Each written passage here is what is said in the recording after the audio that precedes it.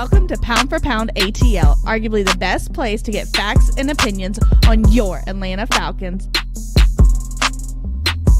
And absolutely the best place to get your opinions in.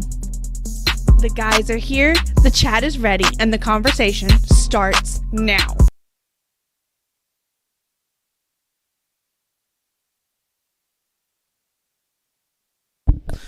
What's going on, football fans? Y'all have to forgive it a little bit, kind of a little bit choppy, but hey, it's J.R. Clark.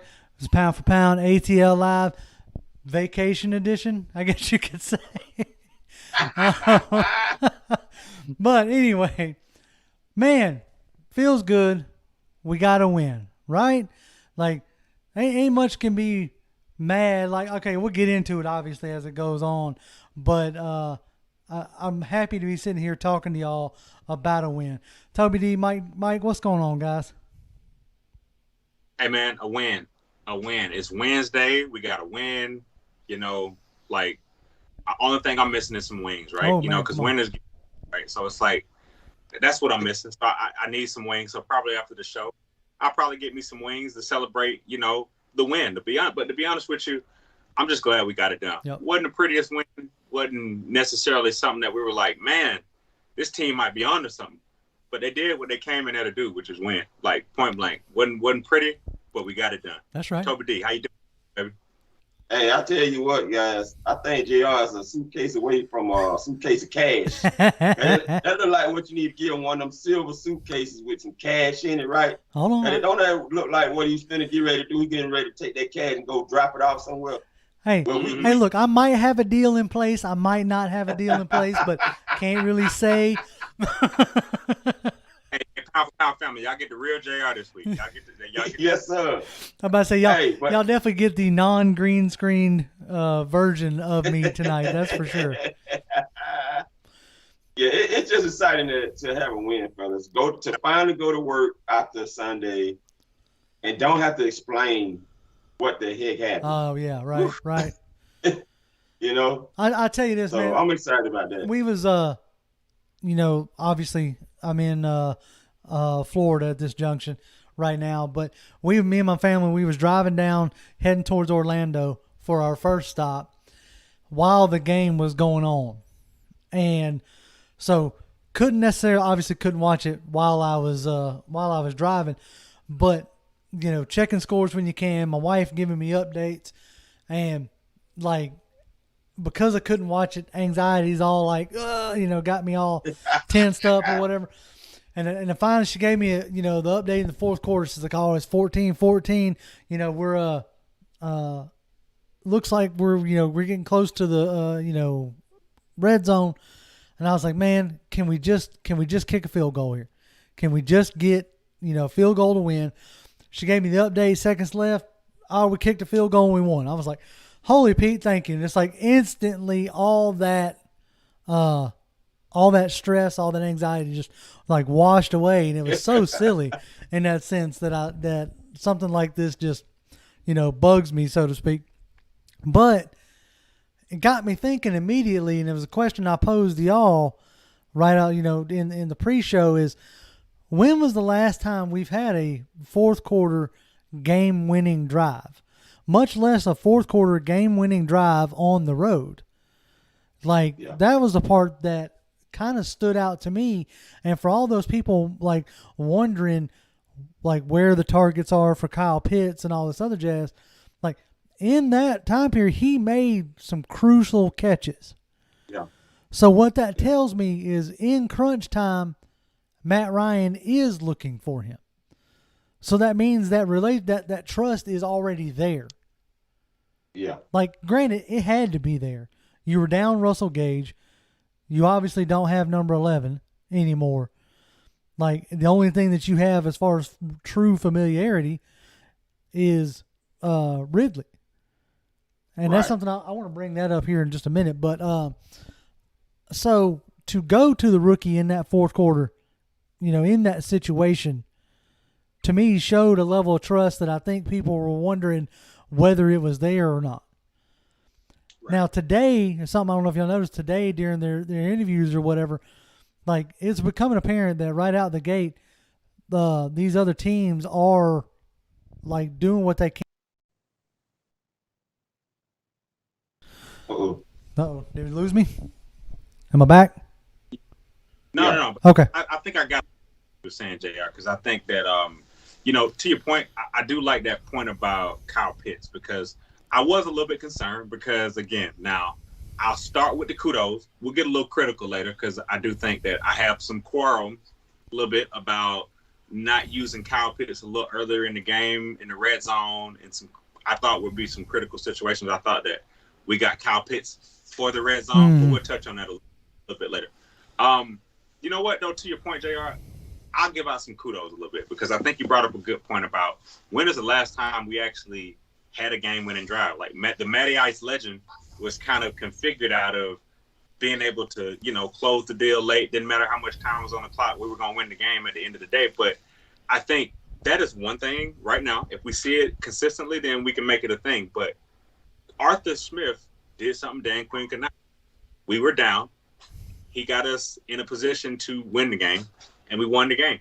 That is one of the most critical success factors that we identified for a coach. When can you kick the losing mentality enough that when the game is on the line, we actually do the right things, make the right plays, call the right reads to win the game. Right. That is what kudos go. So we've been hard on Arthur Smith the last couple of weeks, but I got to give him a kudos for sealing the deal. Be Strong in the chat is telling us that the 49ers game in 2019 was the last game-winning drive we had. Wow. Wow. Yeah. Yep, you know what? And he's right. Yep. Julio Jones catches that pass and gets hit in the back, getting a touchdown. Right on. Yep, Be Strong. exactly. So, yeah, that's like – that was something that got to a point where definitely all of 2020 for sure. And it felt like even before 2019, we were starting to get that feeling that, that if we weren't up big in the fourth quarter, then, there wasn't no way we was going to win a game. Right. And it's like it felt like we were hoping more times than not that our defense could close it out versus, wanting our offense to win the game. So that was such a that was an odd, turn of events on Sunday. Now, I'm not sitting here trying to sell y'all like a bag of gold or a bag of fool's gold or nothing like that.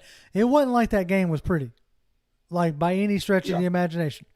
For vast majorities of the game, we couldn't really move the ball. And that's still a concern, right? You were able to do some stuff against the Bucs that allowed you to move the ball.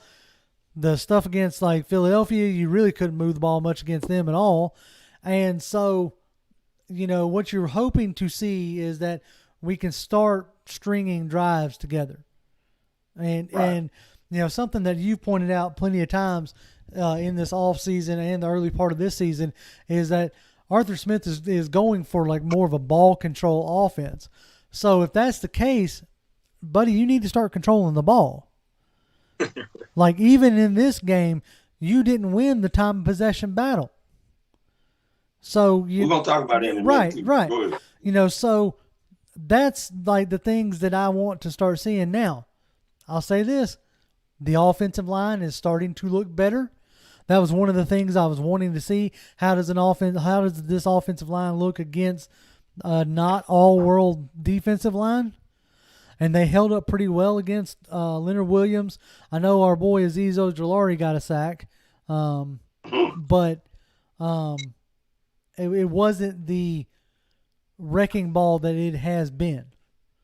So what were y'all's thoughts on the offensive line play?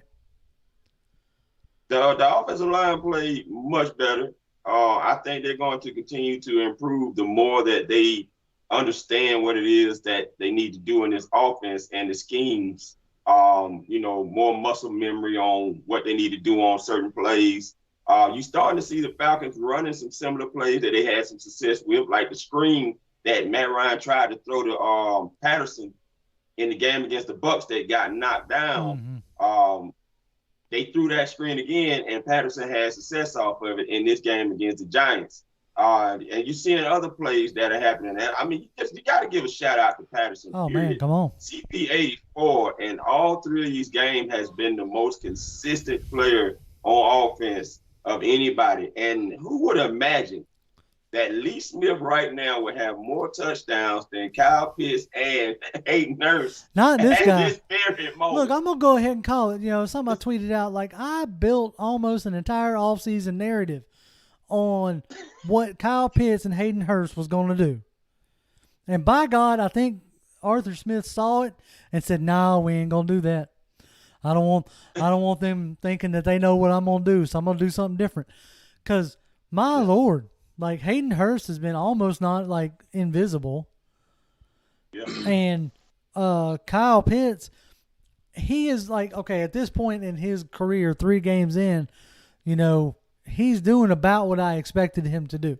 I thought to myself early on it would be Hayden Hurst, like, eating up the middle of the field and defenses and things of that nature, and then the roles would reverse as, you know, the year went on, right?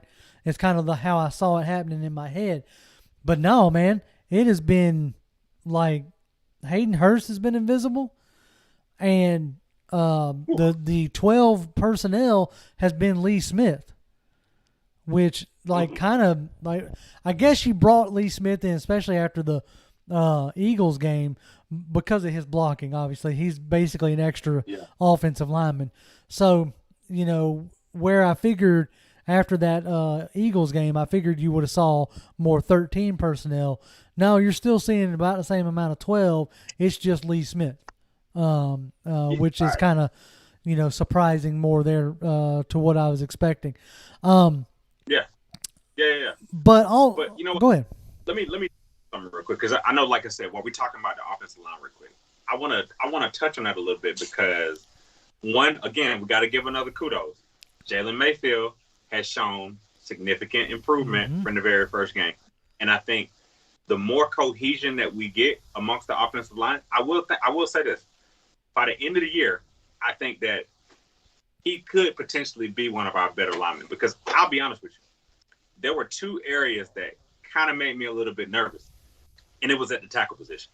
We got to talk about the right tackle position and the left tackle position, because part of it was this. Remember last week on the show, when we started, like, kind of streaming the Giants, talking about the Giants a little bit, I said, you know what?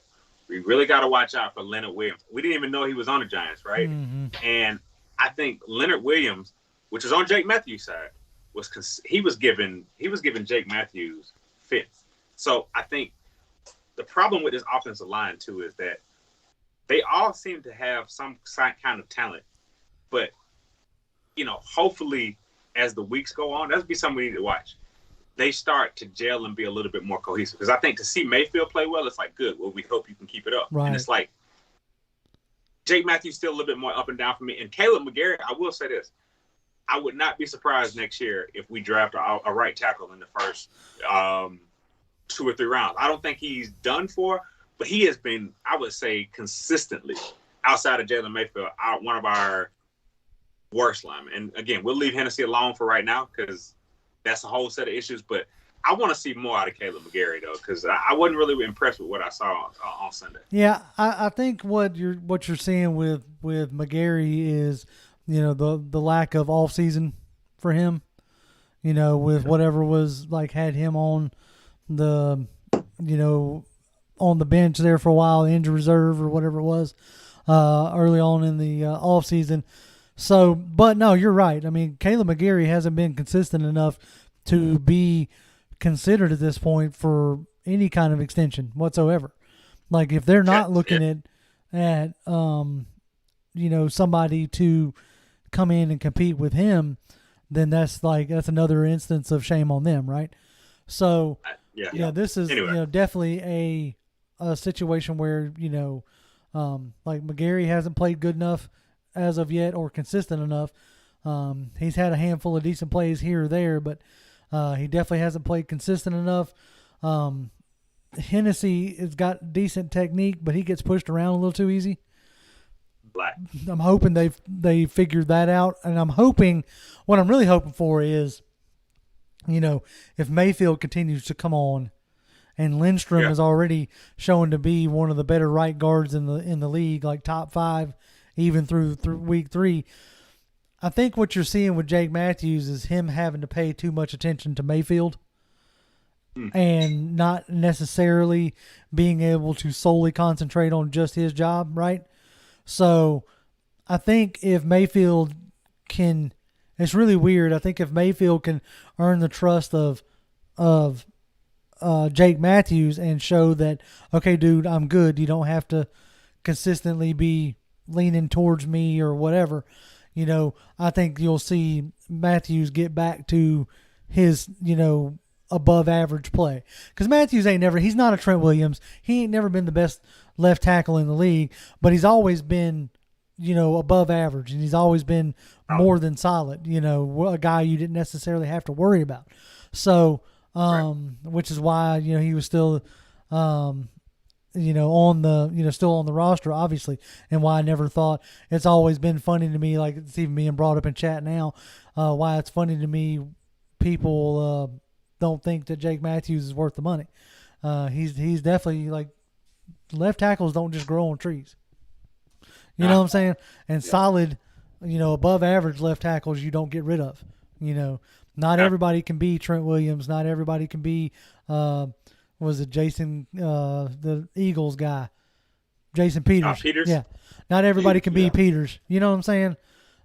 Which I think, as fans, a lot of times that's what we want our guys to be, the best, obviously. But, Jake Matthews is fine with me. But McGary needs to, like I said, he needs to pick his play up, especially if he wants to have a chance to get re-signed, because he's on his third. We're on his third season right now. Is that right? I think him and Lindstrom. Him and Lindstrom. So it's going to be interesting to see how that goes. Well, that is our initial opening salvo. So let's do what we do and get into chat. And let's see. Bug says, "Rise up." Thank you again, Bug, for putting up with my shenanigans. Site BW says, "Hey guys, our next few games are cake. We can easily go out at least 5-3 soon. I don't know if I can sit right now with this team. Ain't nothing cake. I mean, I hate to start swinging more towards that way, but until they can show me some consistency. Now, these next few games I'll say are winnable, but I don't know if I consider them cake at this moment." Joseph says, "What's up, P for P? Got that first win. Let's build on that." That's right. That's we're definitely going to get into that type of conversation. Let's see. Chris Jameson says, "Adult beverage poured. Let's talk about a win." That's right.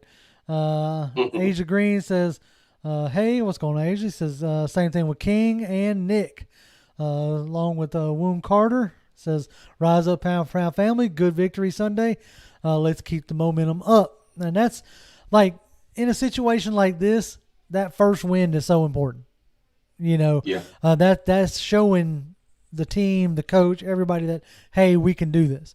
Had the losers kept piling up, man, it would have been, I would have been like, I don't know if it's a hill we can climb, Let's see. Fred Butt says, Falcons believe in Arthur Smith, and they're about to go on a major roll.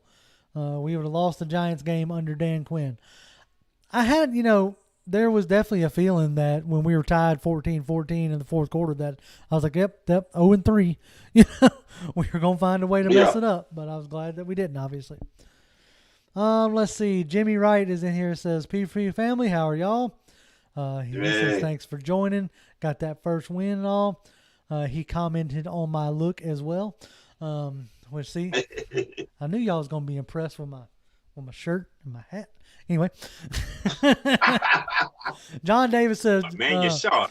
John Davis says, "JR, I thought you were Bruce Arians for a moment." Hey, man, no risk it, no biscuit, right? Tony Wright says, "What's poppin', fam? What's going on, Tony? I'm glad you're in here with the same thing with Raheem Duvall says, Mike Dub is Mr. Number change come off the hold on. Okay, I'm reading this wrong. Mike Dub is Mr. Number change come off the milk carton now. I think he's talking about Dante Fowler. That was not the only one. I think we replaced him, didn't we? Didn't we pull Dante off and and somebody replaced him with Matter of Stephen fact, Means. Hey, let's go ahead and talk about that 900-pound gorilla. First and foremost, shout out to Chris Jameson. First and foremost, before I even Yes. boy, I don't know if you have arts or graphic arts in your background, but your ability to put Stephen Means on a milk carton had me. Got me rolling, dude. So thank you for the comedy first and foremost, because yes, but while we are talking about milk cartons. I don't have any scissors right now, but virtually right now we are cutting Dante Fowler off the milk carton. He is off the milk. He is a member of this team. He is a guy that is working to get sacks, trying to get his incentives, and we are to believe at this point right now, because we'll put him right back on the milk carton. But let's decree right now, Dante Fowler is off of the milk carton right now. But we're gonna bring in two guys that, like, man, when you talk about missing, man, we need a big milk carton for these guys. Stephen Means, Tyler Davidson. Definitely on the milk carton, because I had to ask JR the other week. I said, JR, is Tyler Davidson inactive or something like that? And you were like, no, he's there. 50% of the plays. And I looked again this week, and I just saw no push. I saw no splash plays. And I put it to you like this. If there's one area where I feel like we consistently shoot ourselves in the foot, is continuing to sign guys who add minimal value, because I just, again, not trying to like triple down on Stephen Means, like being hard on Stephen Means. Again, somebody from his family might be watching this podcast right now, but I'm struggling to understand how he is going to help this team get over the hump. Because honestly, you know why Dante Fowler deserves to be off of the milk carton is because he has worked his tail off. He is clawing, scraping, everything he got. He looks almost like the football player he was 2 or 3 years ago when he was just hungry, ready to win. He looked like he's after. A lot of these guys are collecting the check. So I think over the next couple of weeks, I'm gonna start a list of who is collecting the check and who is earning their check. And right now, Tyler Davidson, Stephen Means are absolutely collecting the check right now. You know what I mean? And and again, they're gonna stay on the milk carton until then. So shout out to Chris James. We can start calling it hands out or boots on. You know what I'm saying? Is your hand out or is your boots on? Because is your hand out? I could not have said it better myself. You got to stay on that Dante Fowler for a second. Yeah. I'm going to tell you why. Dean Pease did his best impression of Aaron Donald and Dante Fowler combo with Grady Jarrett and Dante Fowler. He's been had them two on the same side lined up many a times. And those guys showed up. If you can get those two guys to get anywhere close to that type of combo that Dante Fowler had with Aaron Donald, oh, it's over, because this line could not do anything with those two on the same side. And you saw Grady Jarrett standing up at times in the defense. And this is something that Dean Pease talked about, moving Grady Jarrett all around. You might see him standing up. You might see his hand in the dirt and all of this stuff. I mean, you just got to give the whole defense a shout out, because they held the score within reach all the way up until the fourth quarter when the Giants finished that drive that they were making in the end of the third quarter into the beginning of the fourth quarter, and they finally scored a touchdown there with that serious Superman leap by Saquon Barkley. I don't think I've seen a guy in a long time jump that far. Oh yeah, no, that was I saw that like that's old school. When I went back, and because obviously, like I said, I was on the road, so when we got to the hotel Sunday night, I pulled the game up on it wasn't on Game Pass, because my God, that service is really starting to make me wish I hadn't have bought it. But thankfully enough, I also have YouTube TV or whatever, and had it set to record it, so I was able to watch it there. And yes, you're right. That leap, I was like, holy pig. I said, he had to at least cleared like 2 or 3 yards on that leap, it seemed like. Man, because he went on in. Now, one thing I will go ahead, Mike. No, because I was just gonna say, like, no, and we'll come back and touch on the defense, because I was gonna keep rolling on it, because like you were talking about Tyler Davidson, and I really feel like I'll be surprised. Like, one of the things I'm looking for is when do we elevate Mike Pennell or Anthony Rush, or like when do we start realizing, okay, these guys are ineffective. They're going to continue to be ineffective. So we brought other guys in. We've stashed them on the practice squad. Now we need to, go ahead and elevate them. And if nothing else, if you're not going to elevate those guys, then give me, reps for Taquan Graham, who, when I've seen him in there, he has looked a lot more effective than Tyler Davidson. And give me Ogundeji, the star of the preseason, one of the stars of the preseason. Give me him in place of Stephen Means, if you don't mind. Because, Stephen Means ain't doing nothing for me. Does he even have a tackle for loss at this point? Because if you're not going, look, I get it. I understand. You can point at the Bucs game and say that was a prime example as far as the Bucs defense goes. That was a prime example of what they mean when they say sacks don't matter. They only sacked Matt Ryan one time, but they harassed him all game long with hits and pressures and hurry-ups and tackles for loss, all that stuff. They were a menace all game long. Stephen Means ain't that guy. He ain't menacing nobody. I'm pretty sure if he walked up on me, I would be scared because he is a large athletic individual and I'm a large unathletic individual. Okay? So, but I am not the one he's trying to intimidate. He's trying to intimidate and be effective against other large athletic individuals. And he's failing miserably at it. And so give me, at this point, give me Ogundeji out there. I gotta say it. So it's cooking right now. Yes. So Stephen Means being on the milk carton, right? Uh-huh. I think he took his official photo on Sunday when he was just standing in place, jumping up and down, supposedly dropping into coverage. What in the world was that?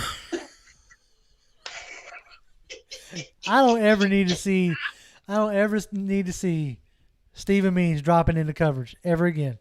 I don't need to see it. There ain't nothing about that that I want to see. And somebody had a gif of Dante Fowler from last year sacking somebody. Stephen Means couldn't even tackle Fowler. Fowler shrugged him off.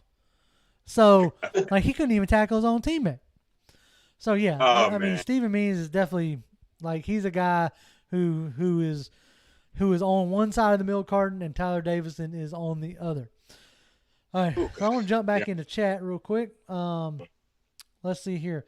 Tony Wright talking about matchups. You got for next week. Obviously, we're not going to get too deep into it because that's what we do on Fridays. But Jake Matthews got to go up against Chase Young, which ain't easy. And Caleb McGarry's got to go up against Montez Sweat, which ain't easy. This is another tough defensive line, which we're going to get into more on Friday for sure. But, yeah, I need to see this improvement continue, right? Obviously Washington, their offense isn't, making anybody really quake per se, but, they're no slouches either. So that's something that we're going, like I said, we're going to get into. Let's see here. I'm going to keep on scrolling. Let's see. Ghost Pepper says, what's good, fam? Well, what's going on, Ghost? Glad you're here. Adam Holloway just did bring up Montez Sweat. He's calling for 4 sacks on McGary. Good Lord, Adam. Hopefully it ain't that bad. My guy over here. Good Lord. Anonymous says, if we can put up 25 on Tampa, I'm confident in beating Washington. See, I thought that too in a sense, but you only put up 14 on the Giants. So are we just chalking that up as being on the road kind of thing? The second game on the road? Who knows? Flavius Hobbs says, nice hard-fought win. They didn't give up on either side of the ball. Good to see Matty Ice back. And I'll put asterisk back for one game. He's going to have to show it consistently for me to start throwing that moniker around again. But, like I said, it was a good, hard-fought win. And it was something that you wondered if their mentality was going to take that step forward. you fought hard at times against Tampa and still ended up getting blown out. So that can easily go, like, you can look at it as the quote-unquote moral victory and say, oh, man, we did that against Super Bowl champs. All right, we're taking a step forward, Or you could look at it as, holy crap, no matter what we do, we're still getting killed. So I was glad to see them bounce back and keep fighting hard. That was was the impressive part to me. Tev Sports Gaming says Stephen Means and Tyler Davison never do anything to help the team win since last week, season 1. When we first signed Davison, he was doing what you wanted him to do. He was being that 4-3 run stopper. But since now you're lining more up in a more not traditional, but more times than not you're in a 3-4. He's just not big enough to clog up that middle, which is really makes me curious to when we're going to see the elevation of one of those other two guys on the practice squad. I feel like that's got to be coming any day now. Absolutely. Let's see. You're going to keep right on rocking. Nick says move Pitts around. The highest drafted tight end. Find ways to use him. Okay. Got to. That's something I want to get into. We'll go ahead and get into that. Let's talk about it. Because to me, Tori McElhaney, the writer for the Falcons now, used to write for the Athletic. She put out an article today because of the statement that Matt Ryan said. Somebody had asked them, who did he had he ever seen anybody pay that much attention to a rookie this early in a season? And of course, right. You as she pointed out in the article, you could tell he didn't want to say it because he knew what saying it was going to do. But he said the only time he's ever seen anything like that was Julio Jones. And so early in Pitts' career, because of all the hype, all the accolades, everything else that has come in with it, he's not getting any any free looks, so to speak. Everybody's taking that hype serious. So now, what is he going to do to respond, so to speak? And I think you started to see it in that fourth quarter, really. Yeah.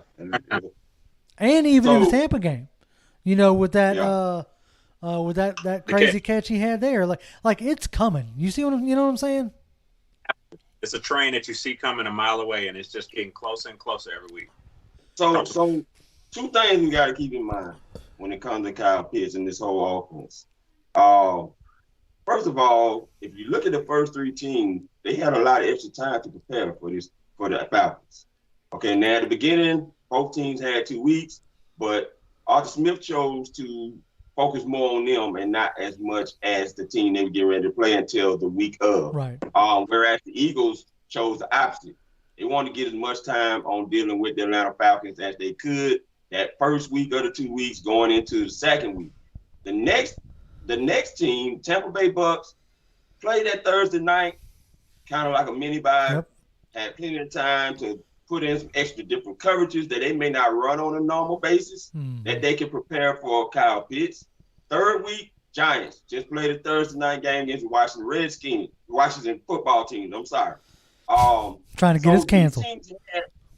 Exactly. I'm sorry. So this team has extra time to really prepare and put in some things because normally the Giants defense in the middle is wide open. Mm-hmm. But if you notice, you didn't see a lot of that wide openness that you normally had seen prior to playing in this game because they had more time to really get their coverages together and what they wanted to do against Kyle Pitts. Now, this week coming up, everyone's on an even playing field. Right. It's no extra time to prepare for the Washington football team for the Atlanta Falcons. Now, they might try some things because it's a copycat league. So, they're going to try some things to see if it works. But as of right now, the Washington football team defense on that back end is worse than any other team we don't face the first 3 games. And I'm telling you, I can't wait to get into it on Friday. But the other thing on Kyle Pitts, you got to some things Arthur Smith said about his route running. I don't think it's necessarily about his route running, but now he has to figure out how to adjust his routes according to what he's seeing. And you saw him kind of cut his routes a little bit shorter so that Matt Ryan can hurry up and get the ball to him before the defense had a chance to really react, which allowed those plays to unfold for Kyle Pitts to help us to be able to ultimately come away with that win in that game against the Giants. I think that's a great point. That's a great point about Kyle Pitts because, one thing about that, I do think Kyle Pitts is at his best when he's in motion, though. I do think now if there's one minor knot about what you just said, Toby, is that I do see Kyle Pitts having to break his routes off a little bit shorter, which, again, it kind of limits the level of explosion he's able to do when he gets the ball because he's a guy, you catch him in motion. If he's on a one-on-one, nobody's catching him. Like, he has that blow-by ability. He has the ability to really differentiate himself. So I think, but again, some of that does go back to offensive line play, though. Just the way he's having to get the ball to Kyle Pitts, having to, kind of shorten his routes a little bit. But the one thing I think about Kyle Pitts that I'm kind of impressed with is it's just mentality. Like, he understands the gravity of the situation. He knows he's got all the hype. He knows what everybody says about him. He knows that people are trying their best to stop him. But what I like about his mentality is he's ready to come in next week, get better, learn, be teachable, and be a sponge. And I think that's really all you can ask for Kyle. And again, from a confidence standpoint, every time you see a rookie make a play in prime time or in the clutch, it always does good for his confidence. So I look forward to an even more confident Kyle Pitts. And again, I think that the Washington, football team is a good football team to just see the evolution of Kyle Pitts because he will make one or two good plays this week. I won't go say 3-4 touchdowns or whatever, but I think that just the comfort level between Matt Ryan and Kyle Pitts growing can do nothing but help this team every week because these next couple games are winnable. We'll touch on that. Yeah, we'll get into that more on Friday. All right, so I want to jump back into chat here for a few minutes. Let's see. Anonymous says, I don't agree with underestimating the team, but we saw what happened against the Eagles, but we got the dub, so I can't. I don't know. Don't know what you're trying to say there, Anonymous. Maybe if you want to rewrite that one for me. You might have been replying to somebody else. I kind of just jumped in the middle of that one. Tony Wright says, with Matt Ryan at 8th all-time in passing completion currently with 4,950, he needs 18 completions on Sunday to pass the great Dan Marino. I think he'll get 18 completions. I see no reason for that not to happen. Which kind of, interestingly enough, brings me to a point where, we felt like coming into this season, it was going to be, obviously it hasn't necessarily worked out, but correct me if I'm wrong, wasn't we figuring that we was going to try to be limited to 20, 25 attempts or completions a game, but it seems like we're right back up in the, 40, 30 and 40, like 40 plus attempts, 30 some odd completions, so is that the same feelings y'all have like right now that stems from the ineffectiveness of the line to create a running game or, because if you can't lean on the run, then you're going to have to throw it, right? Yep. Yeah. I think they look at the short passing game as an extension of the run. Right. So I don't think they're as focused on running the ball 35 times. If you're throwing 25 of those 36 to 40 throws are short passes where guys is getting yacked more so than you throwing it deep down the field, which we can get into, then that's an extension to the run game for me. I guess. Yeah, I agree. I mean, so I don't know. I understand that it's an extension to the run, and I've heard that for years, especially when you're talking about like an air raid offense. That's how they run the ball in an air raid offense. But I am not a fan of that, and I'm really hoping that is just a product of not having full trust in the offensive line as of yet.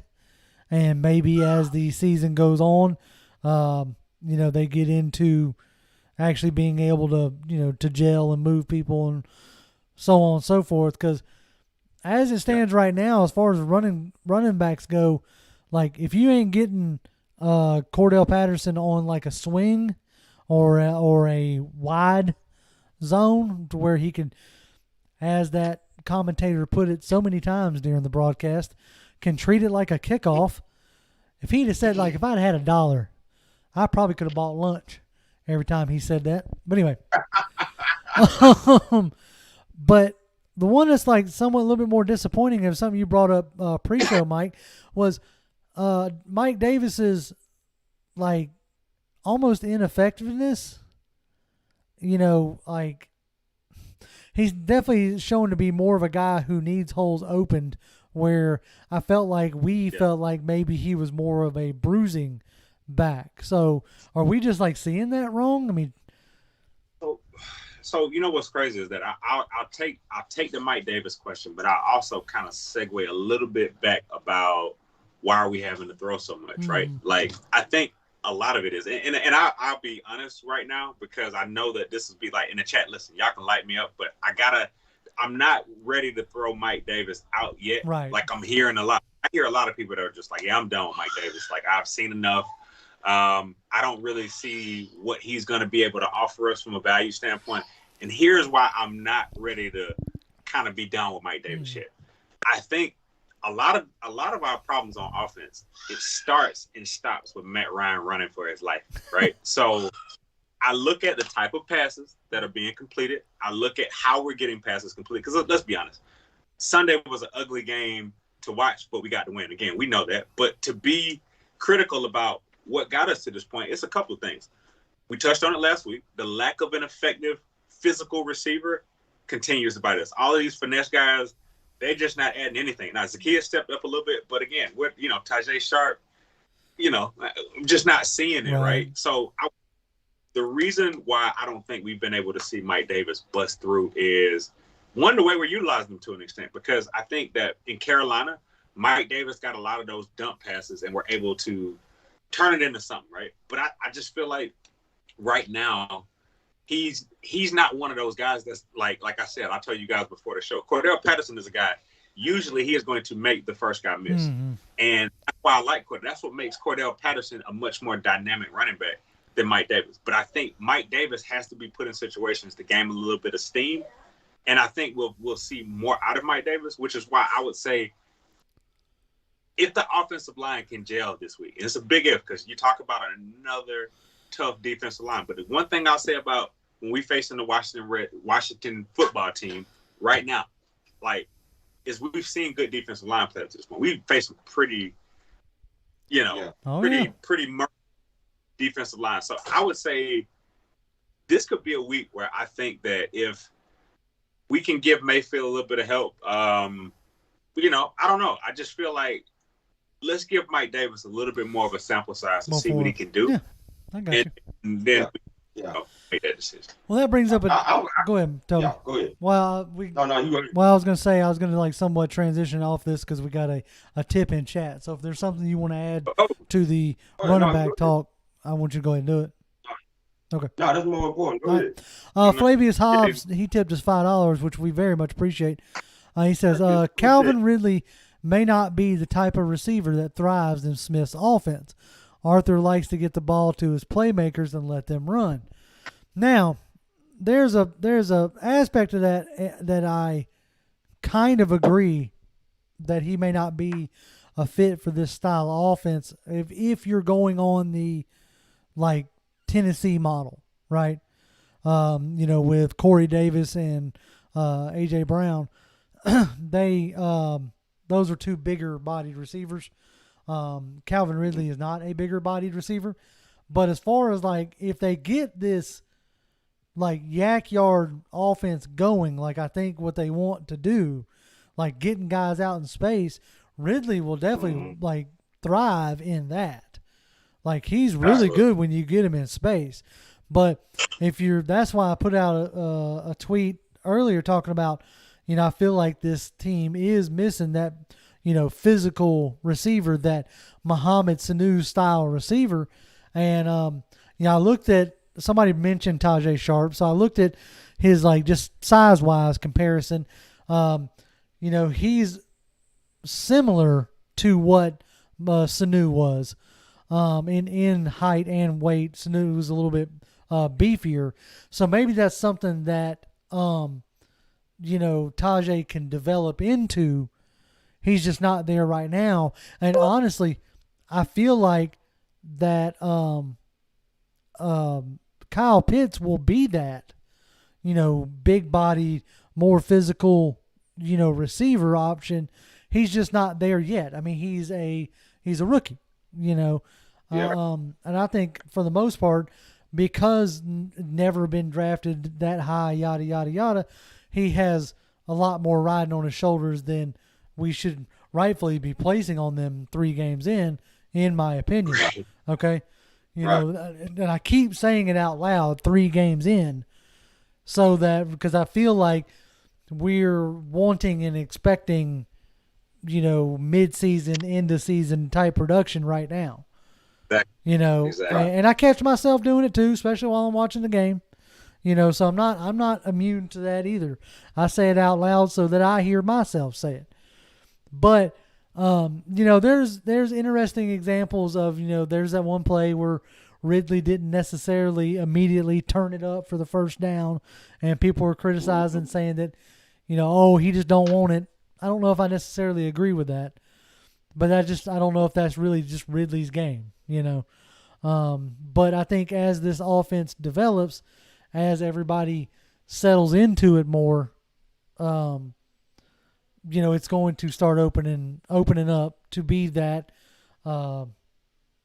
open space type offense, ball control, yards after contact. These were the things that we saw a staple in Tennessee that I figure he's going to, like Arthur Smith is going to try to build here.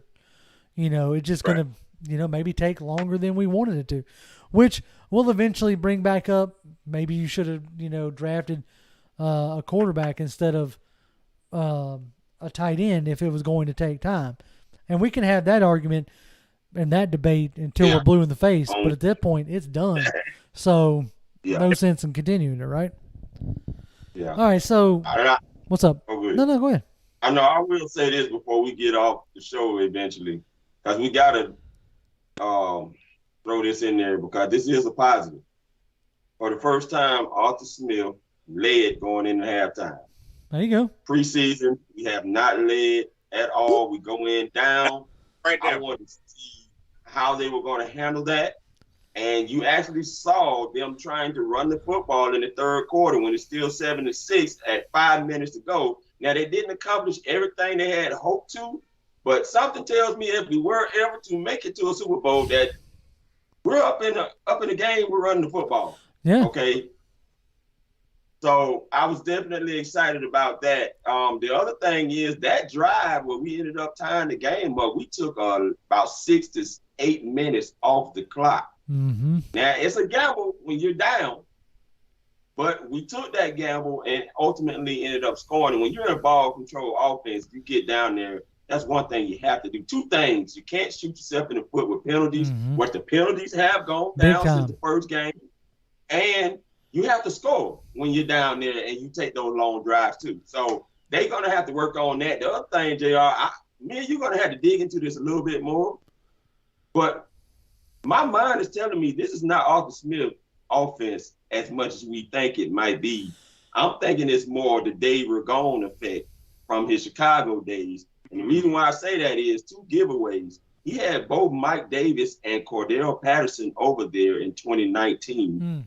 And they didn't have that explosive deep shot offense either. It was trying to keep Trubisky out of trouble and, that ball control type offense because you had a defense that you relied on to keep the score down long enough so that if you did get down, you would have hopes of being able to come back. Right. But man, you're going to have to dig into this a little bit more, man. Because something tells me that Arthur Smith himself is trying to get used to the play calling for these plays with this team because that don't look like the Arthur Smith that we remember over in Tennessee. That's just my theory. I tend to agree there. And to that point, though, Cinco Mo has a good point here. He says, what's good for piece is you really can't get a wide receiver, QB, running back, or anybody else until the offensive line comes together. And I think right now that is what's like holding a lot of this stuff up. Whether Absolutely. it's like something I'm waiting to see the all 22 video. And it's something I asked if Adam's still in here or not. I asked him to look at because he had a chance to look at it. Was right now, is it a more of a product of like Matt Ryan not trusting what's around him? And if that's the case, that's bad on him and bad on the coaches. Okay. Because there were plenty of times where he would do a play action, come up, and you could tell when he came up that he was about ready to just rip it. And he didn't. He didn't rip it. He then checked it down. So I don't know if it's a product of the wide receivers not getting open, because because of the broadcast view, you can't see what they're doing. So I don't know if it's the wide receivers not being able to create separation from their cornerbacks, or if it's just Matt Ryan not trusting what he's seeing and taking an easy check down. I'm gonna go ahead and call it for all the. And this is something I sent to y'all over in Discord. Like I almost feel like we're getting into like overcorrection territory. Like when you're driving down the road and you start to lose control of the car, and instead of just, under control, bringing it back in, you yank the crap out of the wheel and end up wrecking because you overcorrected. I almost feel like that's what's going on. Like you had 2020 or 2019 and 2020 with Dirk Cutter, who was consistently asking Matt Ryan to push the ball down the field. Like, and this is the only way we're going to move this offense. Like, there was almost no checking down. Like, very rarely, like, the only kind of intermediate stuff you have was like little screen passes from here or there. But the only way the ball moved is if you threw it 20 plus yards down the field. So it was 7-step drops and throw the ball, right? So it almost seems like the coaching staff saw that as well and said, okay, let's not do that. Let's not have him do that. Let's beat it into his head that if it ain't there, check it down. Yeah. And then you add that with a poor O-line play to start the season, and it looks like he's coming up looking to check it down. Again, man, I just think for me, it stops and starts with poor O-line play. I think quarterbacks who have time to think make good decisions. Quarterbacks that are used to having to think on the fly almost can get broken. Honestly, that's what breaks quarterbacks. It's just, honestly, I look at Eli Manning in the last couple of years of his career, and a two-time Super Bowl winning quarterback towards the end of his career started to look just a little broken because he was not afforded the luxuries of the offensive lineman that he had earlier in his career, and it kind of derailed his career, which is why he's such a great commentator on Monday Night Football. Honestly, with a good offensive line, he can still be in the league, connecting on a couple passes. But I don't know. That's why I said it just. And that's something that, like, and I've said it the past two Wednesday night shows, and we'll see if it, if it corrects itself, if we start to get more performances, like on Sunday, does it then start to have a different effect, right? Because right now it seems like, so far in this season, he's taken one deep shot in 3 games. Mm-hmm. Like, I know that this is a ball control, yards after the catch offense. And our ways of creating explosive plays aren't throwing it, down the field 20 plus yards. Like, I think I counted that there was 4 or 5 explosive plays in this game. And I know there were 6 against the Bucks. So we have ways of creating explosive plays, but you've got to keep the defense honest. And if we continue to not take shots down the field as this year drags on, nobody's going to, they're not going to respect us in that sense. And they're going to suck the defense up and clog up the middle of the field and dare you to throw it over top of them.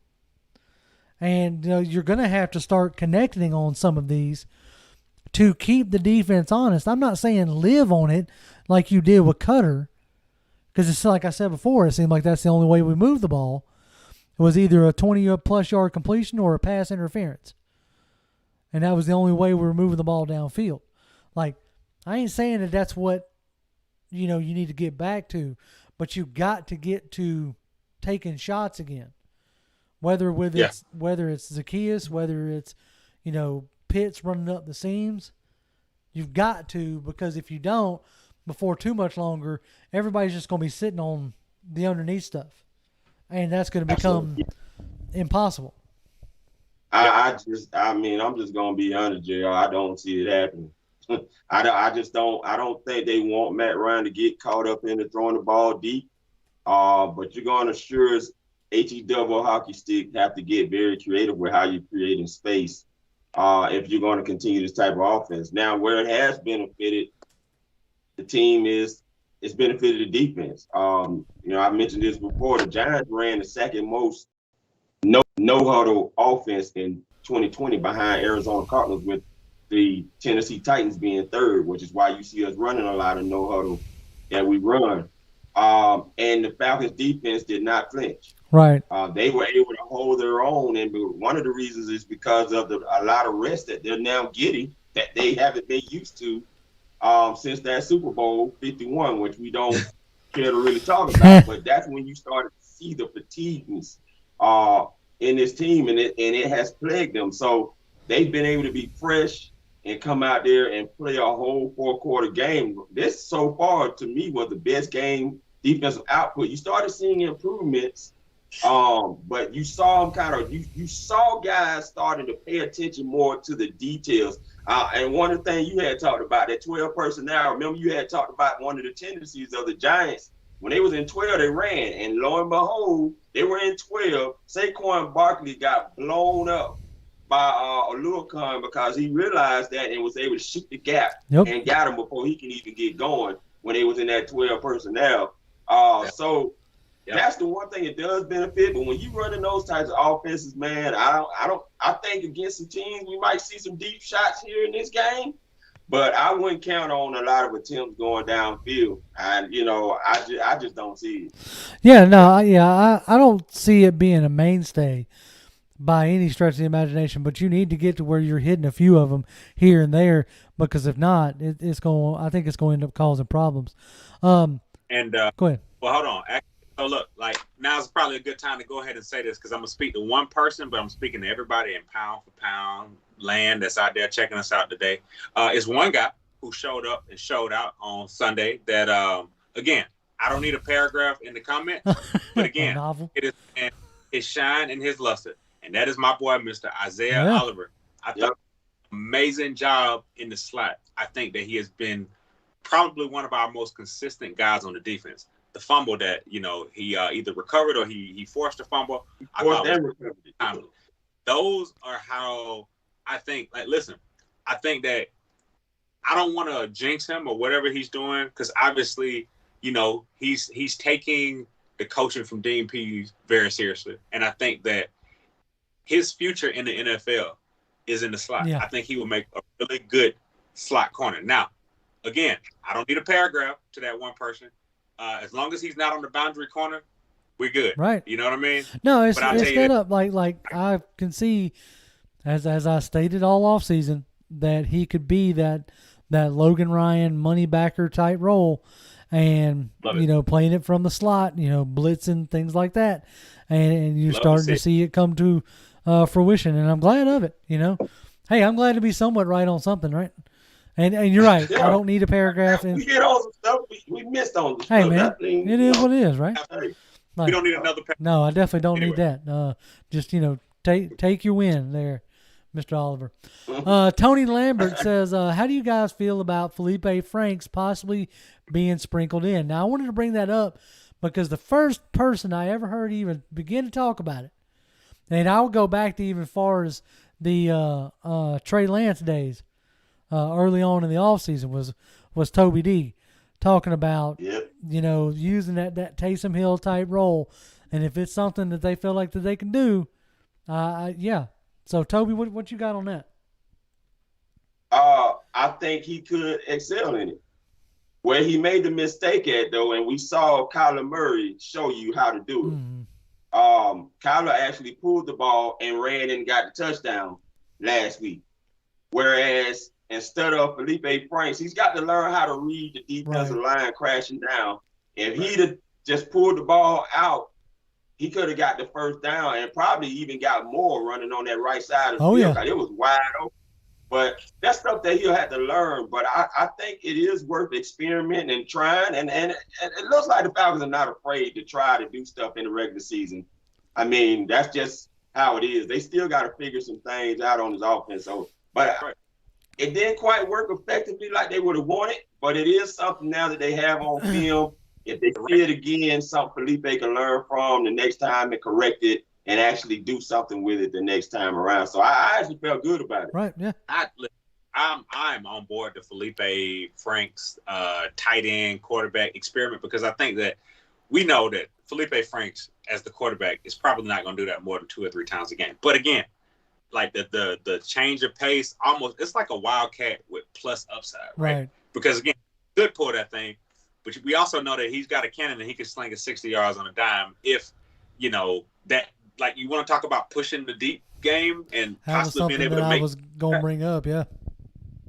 Hey, we played to this guy's strength because, like I said, one thing I like about Felipe Franks is he went to a losing program in Arkansas and made those guys winners. And again, I'm not here to say that Felipe Franks is like the best things in sliced bread, but the little known fact about Felipe Franks, his brother Jordan Franks, is a tight end for the Cleveland Browns. So obviously, the knowledge of the position. And one thing I like about quarterbacks too, let's not get out of the realm of possibility here. A lot of these good tight ends used to be quarterbacks. Right. Logan Gordon Reed, Logan Thompson, yeah, all those type of guys, right? So if look at his size, 6'7", 250. Yeah, that's something I was going to bring up. Like I don't know how much either one of y'all know or look at like RAS scores from that guy Math Bomb, I think on Twitter.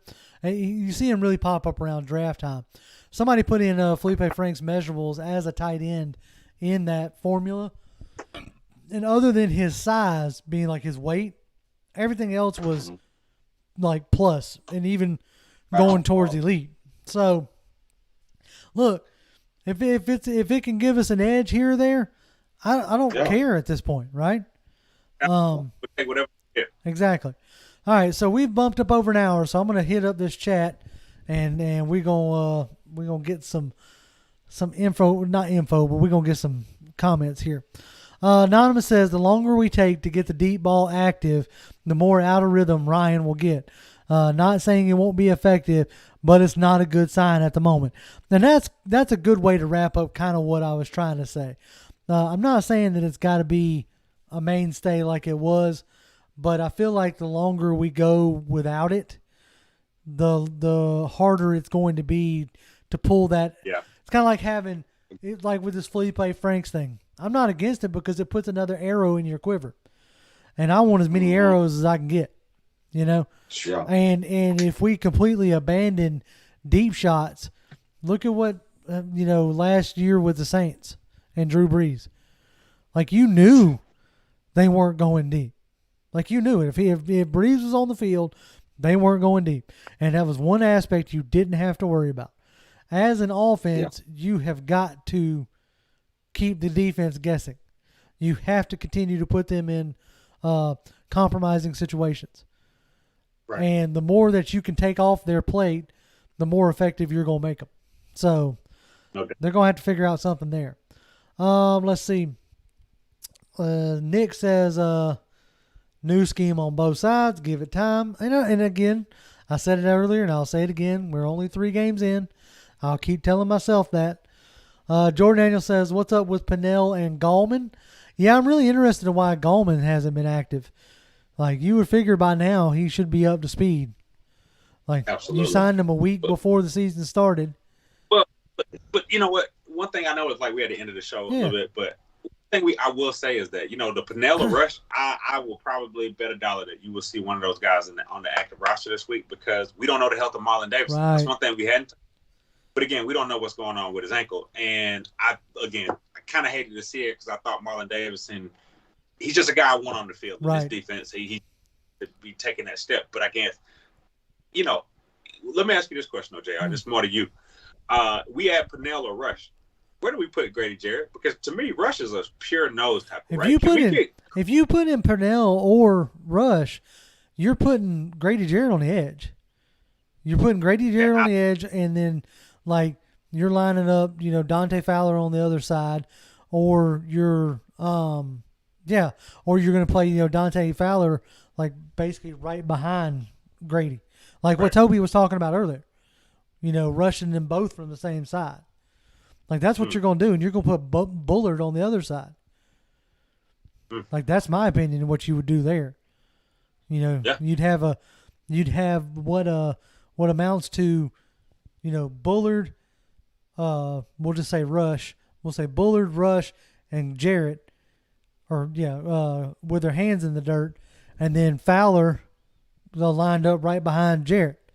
So you're creating a 4-man front with but a 3-4 look. Does that make sense? We can work with it. Yeah, that's how I would see that. But Tony Wright says, question for Mike. Our defense as a whole is coming around, in my opinion, especially the front seven. But our secondary still needs work, a lot of work. Still, in my opinion. Mike, do you agree or disagree about the secondary? Well, okay, so I'll tell you this. I think Fabian Moreau has been probably one of my most pleasant surprises over the last maybe 5 or 6 years. Not that he's done anything outstanding, but he's a guy that we haven't necessarily had to just worry about. Made a couple bonehead plays against the Giants, but if you look at it, right, we were able to win a game without A.J. Terrell, who is by far our best corner, right? So the reason why I think the secondary is not as in bad a shape is actually, listen, we talk about some guys that we didn't put them on the milk carton, but they could have been on the milk carton.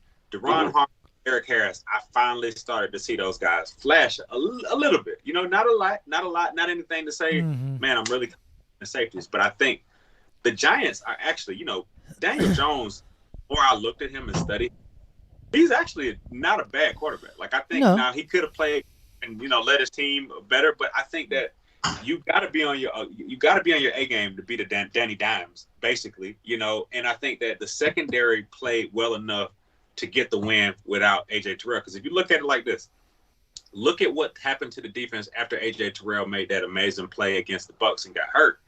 Like, it was just easy pickings. They felt like they could go anywhere, right? So I think the ability for those guys to make the adjustment. T.J. Green looked a little lost out there sometimes, but again, he didn't do anything to, for the most part, lose us the game. And then look at the true fronts, the offers, we could go on and on with with corners and safeties. They cools. We could go way back on that kind of stuff. These guys look like, they know that they don't have all the talent in the world, but they're doing everything that they can do. They're listening to the coach, and they actually show pretty good discipline. So I think, like, not a lot to gauge off of, but I think that's why we won the game, because the defense had to step up, not necessarily the offense. So the defense stood up. But yeah, I've got to throw this out there, and JR, you can double check me and say I'm wrong after we get off the show. But the Falcons' defensive secondary has not given up a 300-yard passing yet. 3 games. Yeah, I don't think so. The only problem that they've had is red zone defense. Right. If they continue to get consistent on that and keep down the passing yards, then that's where you're going to really start seeing the secondary allow Dean Pease to call the defense the way that he wants to call up front. So that is a great sign. And this week, they actually improved in the red zone defense, because the Giants, once again, got left at 1 for 3 in the red zone, which is their 3rd game straight, 1 for 3. Now, I will say this. You talk about the red zone. What about the other side of the ball? When have we had this kind of success in the red zone? Yep.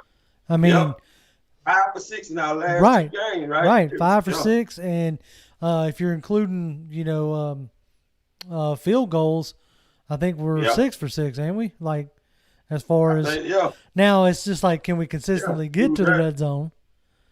That's the issue. That's right now. That's what we're facing. Is can we get there? But it seems like once we get there, like Smith's got a plan for that, and that I'm happy to see. If we can start consistently getting there, might actually take away some apprehension that I normally feel when we get there. Yeah. Last question I'm going to take. Tony Lambert also says, is Michael Walker getting enough playing time? For me, he's not. Like, I don't know who you take off the field. I know he subbed out with Debo for a few plays, but I don't know if you run a more traditional 3 linebacker look or what have you, but I need to see Michael Walker on the field more because he batted down another play. Yep. And so, I think they were using him to spy Daniel Jones at times. So, yeah, I would love to see more Michael Walker on the field. I just don't know who you replace him with because Debo and Foyer are playing pretty solid. So, I agree. Bobby Boy Zone 3, because, Bobby Boy Zone 2 was too busy. But Bobby Boy Zone 3 says, I feel like Arthur Smith, a big word for, a little bit of precaution when it comes to the place. Like you don't want to mess up. So you use that high smitten. I don't know what you're trying to say there, buddy. I'm sorry. I think maybe he's talking about it. It could be just like cold feet in a sense for Arthur Smith. He's also, we got to keep that in mind. This is his first time around as a head coach.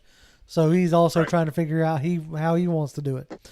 Tef Sports Game says, it looks like we finally have a team where we can depend on the defense to win games and not just all on the offense.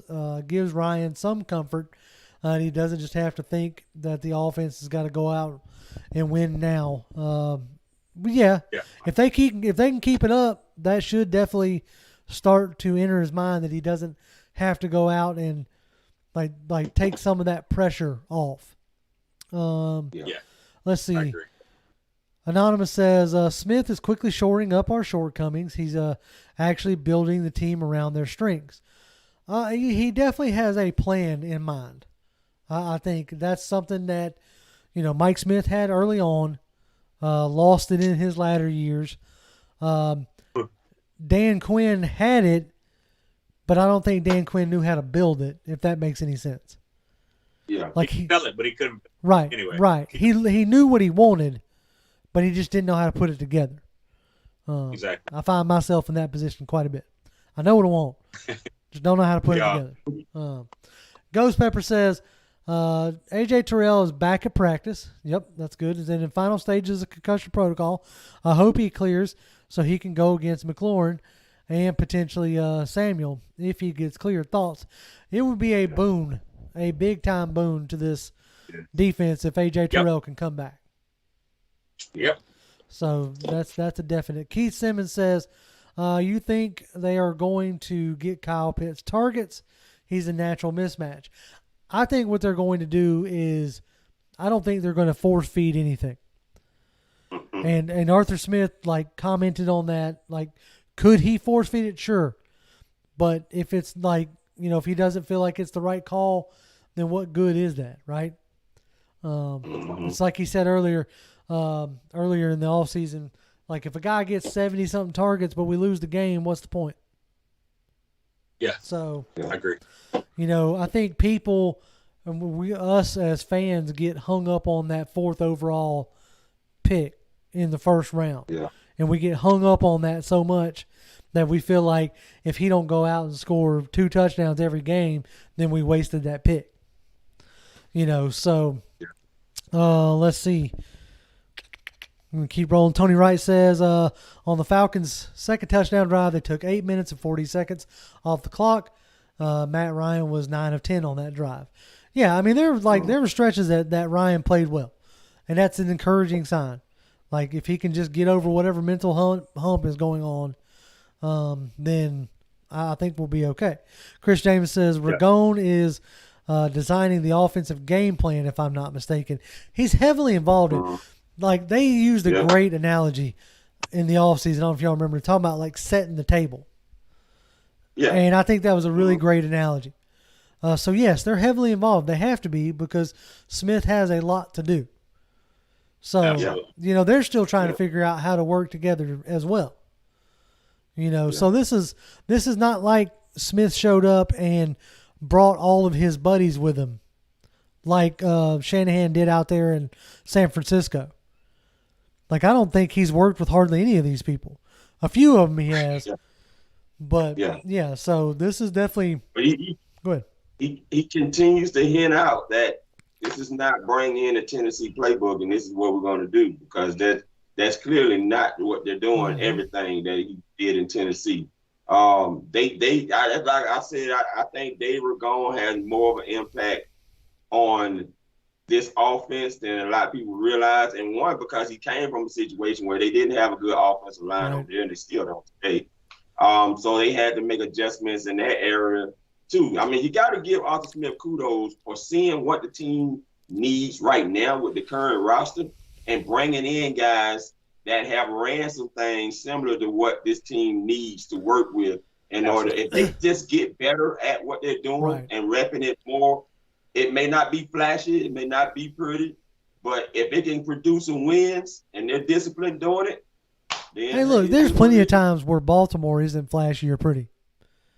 Right. Like it looks exciting because you got Lamar Jackson, but think about what they're actually doing, and it's not like a super exciting offense to watch, but it's effective. Yeah. And I think that's where we're heading. All right, I'm gonna take a few more, and we're gonna wrap this up. Jordan Daniel says, I don't know why we ain't playing Richie Grant more. He's a good safety, and I think he's better than Harris right off the bat. I think that it comes down to he has to prove it to the coaches that he understands what he's supposed to be. Yeah, his time's coming. This is on that side of the ball. It is definitely an old school approach, like that I'm seeing with regards of Stephen Means, Tyler Davison, like what Pease doesn't want to have to worry about is them knowing what they're supposed to do. That seems to be, at least right now in the early stages, more important. So we'll see how it transpires. Let's see here. Bobby, Zone 3's back. He said exactly what I'm trying to say. Let Dave Ragone do his job. Arthur Smith needs to focus 1,000% on being the head coach and the head coach only. Exactly. Like, Ragone was brought in here to do a certain task. Let him do it, and I think things will work out in the wash. All right. Well, I think, last one. I think we covered it earlier, but I'm touching on it again. Why is Franks lining up at tight end? To see if we can get a competitive edge. It's as simple as that. They're trying something to see if they can get catch somebody slipping. And as Toby pointed out, had he pulled that ball, he had the first down and maybe a lot more. So absolutely, I think that might be something that they keep going with or whatnot. Yep. Rich says, Arthur is establishing the culture, which is great to see. Remember, a lot of guys are on one-year deals and are getting evaluated if they come back. That's another thing is like they're just trying to establish what they want, and see what they can do. But all right, we have bumped up well over an hour, and Chris James says JR has a briefcase to deliver, so time's up. Hit the like button. That's right. I got to meet a man. He's got some stuff for me. I got a briefcase for him. That's just how this goes. Well, as always, we appreciate y'all tuning in with us on this Wednesday night. We'll be back on Friday to talk about the Washington football team, to preview that game. Jimbo should be in live with us then. And I may not be live, but we'll see how all that goes. But yeah, we'll be back on Friday. You can follow me on Twitter. I'm at Grim1128, GRIMM1128. Mike Dub. Mike Dub, MIKE_DUB. Toby D, take us home. Toby D, 1991. That's it. Hey, Falcons fans, as always, just win, man. Again. just win again. Just win again. That's it. All right, peace. We'll holler at y'all.